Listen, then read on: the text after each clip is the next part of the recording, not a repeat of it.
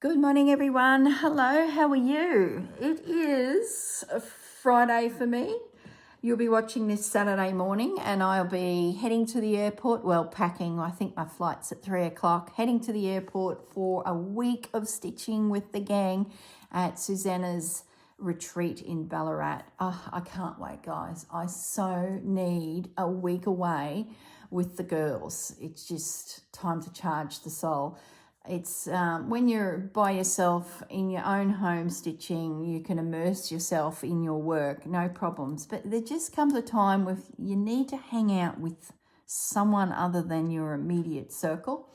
And not, I'm not saying there's an issue at all, but you know what I mean. It's time to get stitching. I just love when, I can go and sit with someone and stitch, and to have 20 odd women sitting around me stitching is just, beyond.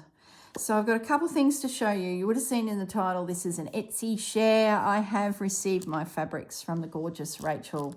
Roxy Creations is the name of Rachel's Etsy store, so link below. Her Easter kits are available and mine has arrived, so my head's buzzing with ideas. Rachel also sent some special treasures. Oh my goodness, feeling a little bit overwhelmed by them, especially when she told me what they were about. Oh my goodness. And I have completed my project that is going to the retreat. Now, Susanna has printed on a panel, tea towel size, this story and poem of the animals playing in the woods. I can't show you the panel because it's now in here. The panel is the size of a tea towel. After the retreat, which runs for 4 days, Susanna will make the panel available for sale. There'll be a link to her website in the description below if you decide to grab yourself one of those panels. She will pop it in the mail. She ships all over the world. Now, the panel, Susanna made a book out of hers, cut it down and made a book that you flip through. There will be videos on Susanna's site, her YouTube channel. I'll link that below, where you can have a look at Susanna's plans for her panel and as she sort of works through it. Both of us have filmed the process, and after the retreat, that series of videos will pop up on YouTube for you. So you'll have some tuition to go with your decisions of what you do with your panel. So first of all, let's have a look at Rachel's fabrics. Then we'll finish with this because I just have to show you. Firstly, the treasures. Look at this. I tell you, what a blessing Rachel has living in the country of Italy, when she has fabrics that she can access that are just absolutely beautiful. The gold thread in that. What a precious, precious piece. Yes, fudgy. Totally agree. This must have come from a garment because I can actually see here a line where there's a shape to it, and they must have thought they were stitching there and didn't. Fudgy. Pussy. There's seams here. Look at this gold thread. It's metal. Oh. Now, I asked Rachel how old this was, and 1700s. This would have to be, these two pieces are both 1700s. These would have to be the oldest pieces of fabric that I have in my collection. And I have a tiny collection, really tiny collection. It's just absolutely divine. Oh my goodness, the more you look, the more you see. I've studied this to great length. Look at that metal thread. What a way to put glamour into your clothing by stitching in metal thread. Look at that. I'll bring it up to the camera so you can see, because I'm hogging it at the moment, just staring at it. Look at the threads painting in that flower. It is so fine with silk.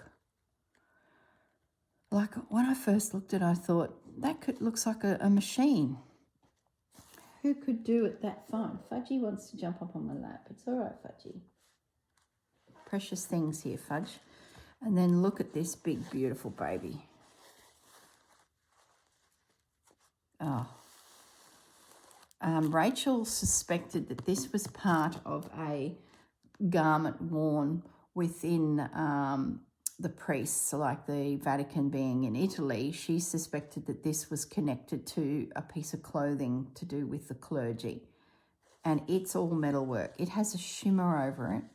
That soft gold colour there is all the metal. It's got some serious weight to it. If you were wearing this as a garment, yeah. And they put this little apricot stitch around all of the design. So let me just bring that up. I can't even, can I show you the shimmer? See the shimmer? Put your eyes there, there, and there. Just a little bit special. And then you flip it over, and this is the back. And I find it just incredible that this fabric, when it was woven, they've got a little bit of the apricot coming through to the front. And yet we see apricot on the back. Yeah, I should have studied textiles. I wish now I knew more about the creation of some of these textiles. Missed my calling there. Some little laundry labels, some little Italian laundry. Aren't they tiny? Gosh, they're cute. Oh, thank you, Rachel. Look, she sent a deadly weapon with it. It's all right, I've got an Italian pin now. I have to keep him somewhere special. There we go. So thank you, Rachel. Now, let's get back to focus on what we're meant to be focused on.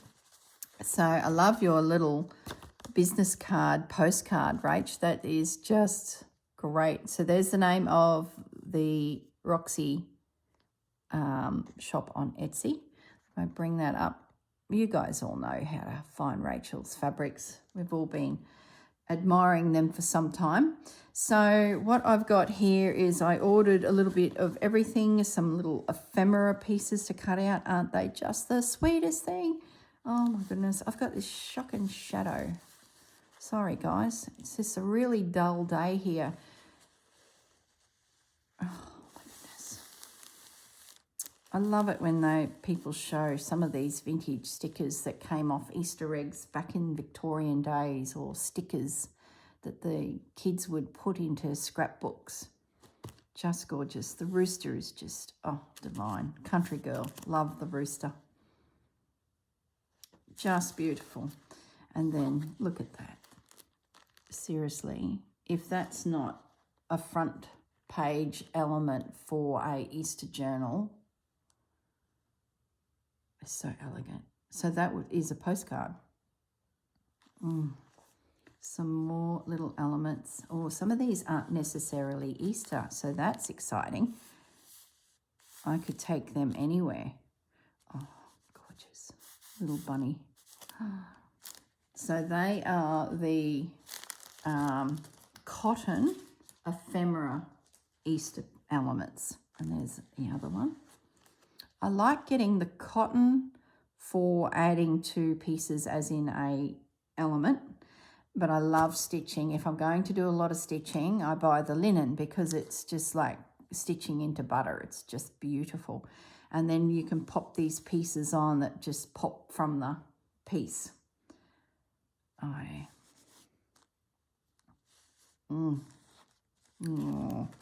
am not thread painting you. You'll know why when you see my piece going to the retreat. Oh my goodness. Them were the days, weren't they? Imagine being a little person and you get a postcard or a little sticker that you could put in your scrapbook. It would have been such a treasure. That looks like it's come off a chocolate box. Look at her. Oh my goodness, guys. I think we've lost a lot of this elegance, haven't we? Get the foil covered eggs and yeah. Anyway, let's stay focused, Corrine. I have here 2 packs of the linen Easter pages. A4 pages is what Rachel's got. 2 6-packs. All right, put the cellophane away. Let's have a little look. I might try and turn this light off, actually. Just bear with me. I'm going to flick the light and see if it helps. Yeah, there we go. So it readjusted itself. No, Pussy, don't jump up, Fudge. Oh, yes, of course he does jump up. There we go. It's probably a little bit darker than I'd like, but at least you're not getting interference. So let's zoom in and have a look at these pieces. Oh boy, Fudgy, don't walk through. Look at that. Oh, guys, seriously. Look at that little vignette of yumminess there. The bunny's flipped the barrow, the egg is broken, and the chickie has come out. And then gorgeous little elements that Rachel puts into her work. That it would have been a lace or a trim. I'm going to guess. Let's have a guess. I think that's a lace. And then through the power of magic and computers, she was able to adjust the colour and bring in her very own creation. It might be a trim that was that colour. Gosh, how fun. So let me just go up a fraction. I feel like I've chopped the edges off. So that's the first one. Now you don't get to choose your prints. It is lucky dip, and each pack is, packed ready to go. So Rach can just grab them and pop them in the mail. So don't focus in on one piece. It's a special surprise when it arrives, and what you get is just the pack that's been put together. But I think you'll be more than happy because she balances the pieces too. Some are really full-on pieces, and then there's pieces that are a little bit more gentle because sometimes you want a softer tones about a piece. So you get a little bit of everything. Look at this guy. I love that blue. That's a classic Rachel blue. Little photo in here. Not classic Easter, which is great too, because that could be, anything. That could be a journal cover, a pouch. Great. Great, great, great. Beautiful. I love when you look into Rachel's fabrics, you can see background elements. This lace in behind, gorgeous little flowers. That'd be a great one to stitch. Look at that doily, music, and the little bunny sitting outside of the little burrow. Oh, gorgeous. Oh, look at you, little girl. Love that through there. See how we can change colours. Like Rachel takes us on such an eclectic journey. Here we got these bright, so I'd be picking oranges and pinks and purples out of my threads to stitch, and then boom, you're over here in all the warm tones. And this is like a pop of light in a very warm, moody background. Look at that. Little lines, great for stitching in. You could write the name of your journal there to have these little lines in amongst the work. Oh my goodness, guys, what are we going to make with this? We have to come up with a project idea. What have we got here? So, this is a page that would make a journal if you were going down this height. Imagine stitching all through here. Even these tiny little flowers that are just in the background, those stitched, that stitched, just to raise it. So when you looked at it, it would look, like a raised surface. That's what these muted, softer areas are fantastic for, to put a background behind your piece. If you were stitching all of these little violas here and the little chick, to drift the chick's colours up through here, would be just divine. Once again, lines, so you could write something here. What is it about chickens? Seriously. There's our pink trim? We'll have to find out. Comment, Rachel, if that is as we see it, is as you scanned it and used it. Is it a trim? Is it a lace? Or did you use something that was already a trim and a lace and then adjust the colour? So love to know what clever thing happened with that. Imagine if that was real as we see it. It's got like an orange undertone. That'll be interesting. Beautiful rose, very handy to have. Oh, look at this little guy pulling the bouquet ribbon. Little doily in behind. That doily stitched down. Postcard imagery even further back. There's so many little vignettes of interest here. If you were to break this down, look, trimming it out. My gosh, 1, 2, 3, 4, 5. There's 5 elements for projects, and then any leftover pieces from trimming down, little bits of text. Like it, they're pretty good value, I reckon, for oh, seriously, look at these. I had a quick thumb through, but I thought, no, I'm just going to do it with you guys so that it slows me down, because I like go, oh yeah, I love it, I love it, I love it. And then it sits on my table for a month, and then it's like off it goes to be housed wherever I'm hoarding it. So taking the time with you guys is really cool. Thinking too about projects like Easter's coming. What are we going to do? So, yeah, I don't know. The other thing too is I want to cut into it, because what happens, which is what's happened with most of my Rachel fabrics, especially the Christmas ones, I didn't do anything with them. I've just hoarded them. It's ridiculous. I'm going to do something with these. I had thought of maybe an Easter bunting. I don't know what shape I'd do the bunting itself, whether they're just little rectangles or they're all different shapes or they're triangles. Because when Easter comes, I don't really have a decoration as, say, like Christmas, because I have bunnies everywhere in my house. I'm a bit of a bunny girl. So I've got a picture on a wall. I've got ceramic bunnies around. I've got really old bunnies that have come from my mother's ceramic collection. So when Easter comes, there's eggs that sit in the fridge. They get consumed at a rate of knots.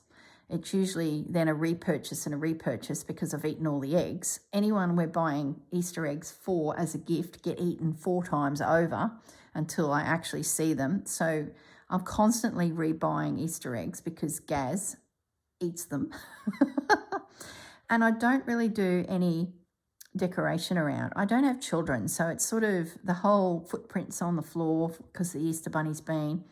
Putting the hat out for the Easter egg. Oh, I'm getting emotional. Oh.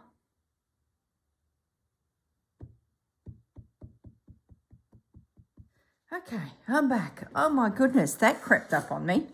I got emotional. I was thinking about when we were kids, we'd put out the, oh my goodness, the hats. You know, every one of us in the family would pop a hat out. So there'd be 4 hats sitting at the back door. And through the night, the bunny would come and deliver a candy Easter egg. They were the eggs that we'd get. They were big. They'd last us forever. We could break them up and chew on them. They're a sugary candy. Just beautiful. We loved them as kids. I never really had chocolate Easter eggs. And we'd all have a jar each, and all the bits from that candy egg would go in the jar, and we'd just chew on it and, you know, for weeks. So, yeah, oh my gosh, I tell you, that's a cool memory. I'd forgotten about that. So, yeah, as I was saying, I don't really have a tradition of putting up anything at Easter because it sort of happened when I was a kid. So it'd be lovely to make something from these things that I can just pull out and string along a cabinet or, I don't know, somewhere. I'd find a spot. So I'm thinking, yeah, the bunting's it, guys. Let's make some Easter bunting. I don't know if I'll restrict myself in a shape, because let's say we go with a triangle shape or even a shape like this. It might not be the right shape for the image. For example, this one. Okay, let's use Rachel's postcard as a base. Oh, here we go. Now we're off on a tangent. Where's the ruler? Let me measure this because I think that's going to be my starting point. Let's have a measure. It is about 6 inches by about 4 inches. All right, so that's our base. I don't know when this video series will start. I'm guessing closer to Easter, but at least you guys can have a bit of think about it. And if you want to join me, you can start gathering together some fabrics because I've got another idea. When I paused the video and thought, oh my goodness, that's just crept up on me. I had another thought. I've got all of Dad's shirts that, oh goodness. Okay, I'm back again. Oh, for goodness sakes, keep it together, girl. What I was trying to say is my idea I had on the back of the bunting, once I've stitched my feature of the front, the back of the bunting, I thought I could include Dad's shirts. I've got heaps of these shirts, fantastic cotton fabrics, all in these similar colour tones. And I thought, you know what, I'll use that as my backing fabric. So that way I probably wouldn't then go and pick a bright, leery fabric. I'll keep it in more of a blue tone background, which is more my colour scheme. These colours might send me down a rabbit hole of picking really bright colours. So I think that's what I'm going to do, guys. So before I had to pause the video again, I'm going to keep it together this time. I promise we won't be doing that again. Isn't grief funny how it just comes up and kicks you every so often? So 4 inches by 6 inches is going to be my starting point. This then can be placed over all of these images and I decide what I do with each one. So that one there, look at that. That would encompass that. Or I could do that. Or I could do both. That is definitely that way. So bunnies like you would be that way. The little pieces that don't quite fit in that can either be collaged together to create a flag or just saved for a rainy day. The good thing about doing something like this is it's going to force me to cut this up. So let's say this piece of fabric is left. It now goes into my morsels of Rachel fabrics and I'm more likely to use them, and you know, they don't just sit in the cupboard because they've been broken down. Like, imagine that. Seriously, I'd probably spin that around and take that guy off of there. So I had a downward hanging flag and then embroider that. Oh yes, this is what we're going to do, guys. As I was coming back into the room after pulling myself together, I thought of Kath Holden. She does beautiful fabrics too that are like imagery of birds and old vintage postcards. I'm sure I've got some of her fabric in the cupboard. That would be fantastic for this type of project as well. There'd be so many generic imagery fabrics out there that you could pick pieces out of to create yourself a bunting in general. If you didn't want to do an Easter bunting, you might have a love of butterflies. You could do a bunting that's just dedicated to butterflies because you probably have a fabric collection of butterflies. It would give you thread painting opportunities. You might decide that it's just all about floral. So you do a nature bunting where it's just beautiful flowers. You could include with these pieces embroideries. You might have little bits of doilies with flowers on them. You could build flowers into your bunting and just do a floral bunting. Oh my gosh. I think I'll do a little bit of that in amongst Easter. So it's not just bunnies and chickens. It's flowers and butterflies and all those things that make your heart sing. Let's stay focused on looking at the fabric. Look, has anyone seen Rachel's Wednesday video where she cross-stitched her little flower? Look, we've got one. We're going to have to do that. And how does the postcard work? Perfect. I can have the chickadees and then stitch that You know, and at the end of the day, if this doesn't make it for Easter, because, you know, I'm a bit of a busy girl, this is just a fantastic project to have kicking around because each little element is small. And then when we have, let's say we nibble out you and you, up here, we've got either another flag that has something added to it, and that's our background, and you could stitch all of that yellow. Oh, anyway, we've just created another project. Look at you. Oh, that's that stitch. What do they call it? Something wheel. It's like a blanket stitch, but all the stitches come to the center. So you get that blanket stitch edge. Oh, where's Jennifer? Jennifer, I know you're yelling at the screen. What's that stitch called? Jennifer, can you write it in the comments where the stitches come in and it's an elongated back blanket stitch. Oh, I should grab her books. No, if I grab her books, that'll start another project. Every time I look in them, something happens. Look at this. Imagine that all stitched. This little guy.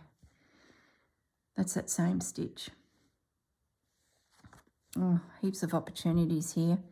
I must keep one aside, if not two, that would make a journal cover in the future. Because I don't want to Swiss cheese everything. If there's something, look at Lammy. Like, oh. Heaps of stitching. Let's call this shadow stitching, where you've got a very light image there. It's like a shadow, and you stitch it just softly.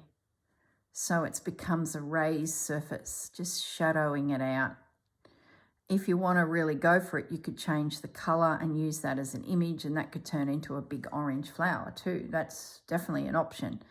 But I tend to mimic what is there and bring out the piece of beautiful fabric or trim that Rachel scanned to create the piece. Here's another one that is this way. Look at that. Look at the dove. Oh my goodness. We will need some plain elements because that's where these little pieces come in. So to have a plain postcard like that, bunting, flag, and then in here we bring in one of these little ones. Oh, look at that. That has to stay for a journal, I think. To me, that's something a bit special. Needle turn applique, and then pick up some little elements. You know when they used to paint photos, see the background plant there? That would be really cool stitched. The little flowers. You'd have to be confident, but because you're changing the aesthetics of the piece, it's stunning as it is. Oh, see, I'm already talking myself out of it. Oh my goodness. Okay, move it along, girl. This is taking forever. Last piece. This here is one of my favourite prints that pops up on some other Rachel fabrics, and I just think that is beautiful. Just beautiful. The opportunities of stitching in that, and then the little guy carrying the bunny, the eggs, chicks, eggs and chicks. All right, guys, so that is my delivery from Italy, and some very special 1700s. Seriously, can you believe that things like this are still around for us common folk to get our hands on? Right, put the bunnies away, girl. Now, as promised, I was going to show you the completed snippet roll. Now, I have filmed it, like I said. You will be able to order the panel from Susanna in the next week. The series of me making this and Susanna making hers, that'll pop up next week, so you can, order your panel and follow through the steps that we went through. I show you how I broke the big tea towel down to create a snippet roll. So let's give you a bit of a look. I don't know if I've showed you any of the process of this over the last few months as I've been filming. So there is two little chickadees down in the forest of brambles and blackberries. You see all the beads there. mushrooms sprouting out of the forest floor. Now there's a poem that goes right through the whole panel that Susanna has created. I've taken snippets of the words and just used a couple in my piece, not the whole story. I just didn't have the room. The snippet roll would have been huge. So as I unravel it, thread painting to the 10th degree. Oh my goodness. I was not going to do that. I filmed the making of this December, January, I think. And my plan was to, I painted in here a little bit, but it was still very soft and it didn't quite look right, especially once all this texture arrived. So I put it away and I said to Susanna, I'm going to thread paint these in Ballarat because I'll have 4 days. Perfect. They'll be completed. So this got wrapped up with the threads ready to be packed. What's happened is this week I've had to sit quietly and find an activity that didn't do too much strenuous work because I've had a heart monitor on. Like, oh my gosh, guys, that's a whole nother story. It's hilarious, let me tell you. So I wanted to just chill out and let this heart monitor for 24 hours monitor my heart rate. I'll tell you the story in a minute. There's nothing wrong, I don't think, but the doctor's very cautious. So I thought, I'm going to stitch this because then I can take something else to the retreat to stitch for the week. So, yeah, that's how this came to be. There's a day dedicated to each piece. This guy took about 7 hours. Mama Rabbit was a little bit quicker, probably about 4 hours because I'd got my groove. And then in Baby, he was just an hour or so at the end, maybe 2 hours. So in the video, for the series of making this, I go through in very great detail how I put this together. So it's the first time I've really talked about thread painting animals and my process I go through. I don't do it very often because they can be horrific. I tend towards flowers, butterflies, and maybe a dragonfly. But to do an animal with fur, next level. But if you want to challenge yourself, it is so worth it. But you need to have time to do it. Otherwise, if you rush it, it just won't look right. The more stitches you do, the better it gets. So that's why that bunny was like 7 hours. It's worth it, guys. If you want to have a go, have a go. Then as we unroll it, we get to the end and we've got our little mousey up here. He's thread painted. I did him first. That gave me the confidence to move on to these guys. So really, really happy with the fact that that's happened. I was going to use fabric to build him up, but he's so detailed, I thought little baby bunny won't handle pieces of fabric. So that's why I sort of rolled it up and said, you have to stitch it. Rolled it up, pack it up, take it to Ballarat, 4 days, done.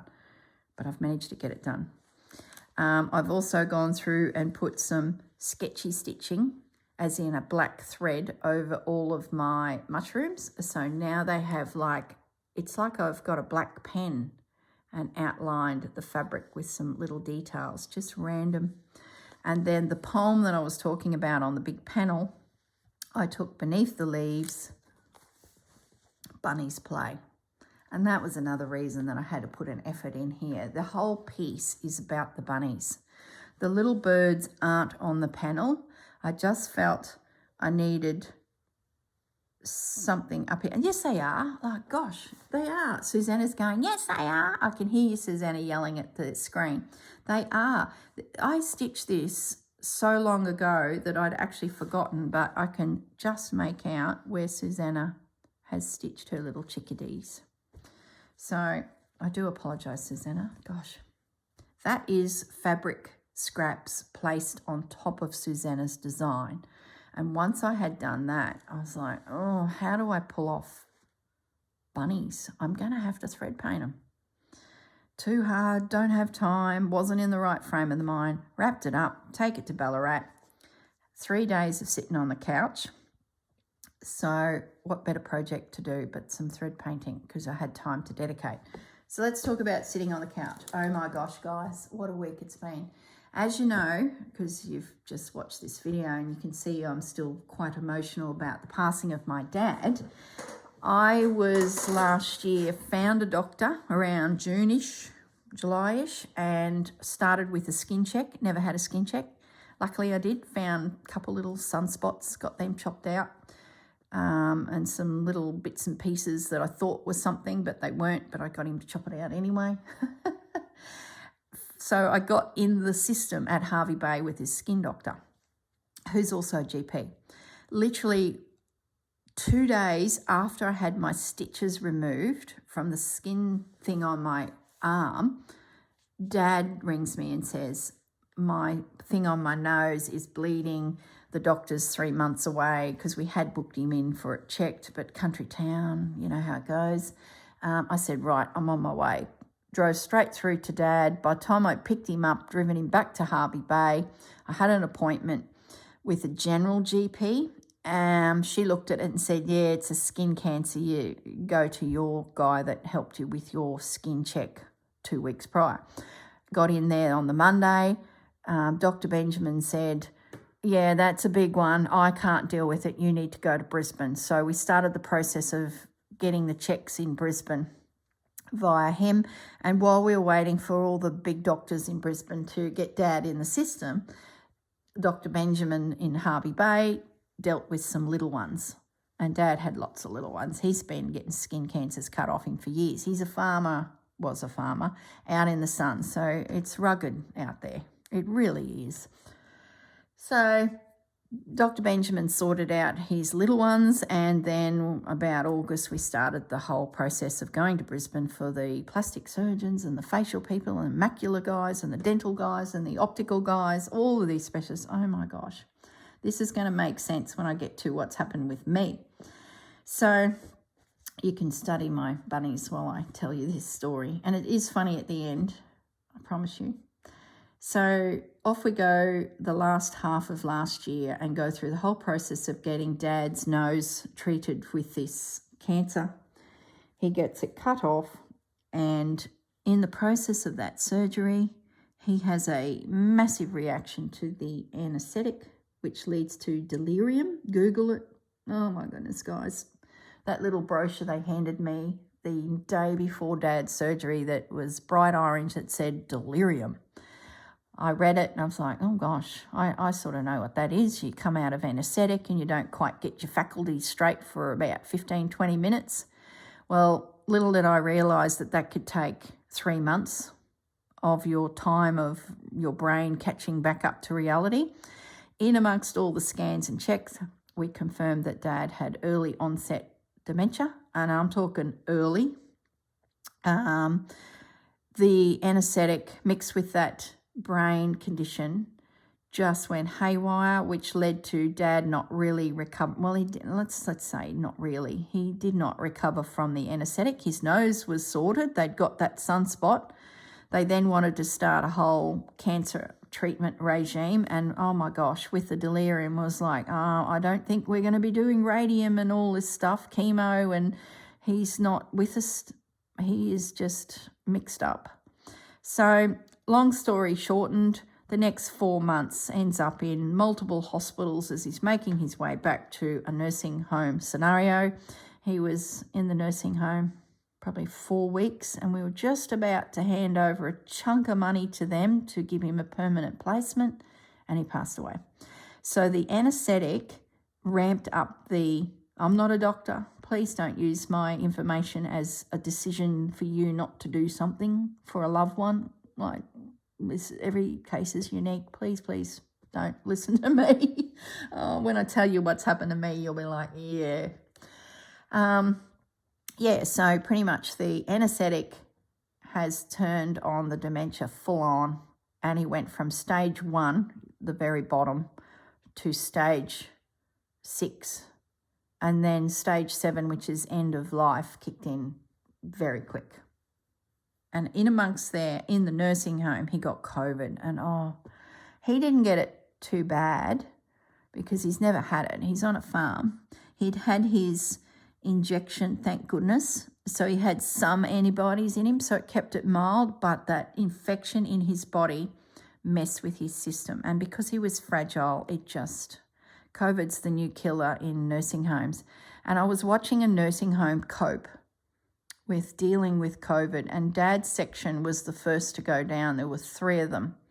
So Dad and 2 other people. And Dad had his COVID for 9 days. He was positive. Most of us are positive for a few days and it goes. Dad tested positive for 9 days straight. And I said to the ladies, I said, look, he's never had it, so that's probably why it's hanging around, and we sort of put it down to that. But that's a long time for symptoms to come and go from your body and oxygen and yeah. But you know what the saddest thing was? There were people coming to visit their loved ones, not only in Dad's section, but other sections of the nursing home, and they were abusing the staff because they wouldn't put a mask on to protect the residents who were so vulnerable. And there was emails sent out every day with an update of how many cases and what section of this huge nursing home was now in lockdown. So if I was going in to see Dad, I had to garment up, protect my breath from any patients. The nurses were all in full gear just to keep them safe. And it still didn't really work because everyone was getting sick. And there were just deaths, and it was shocking. And people.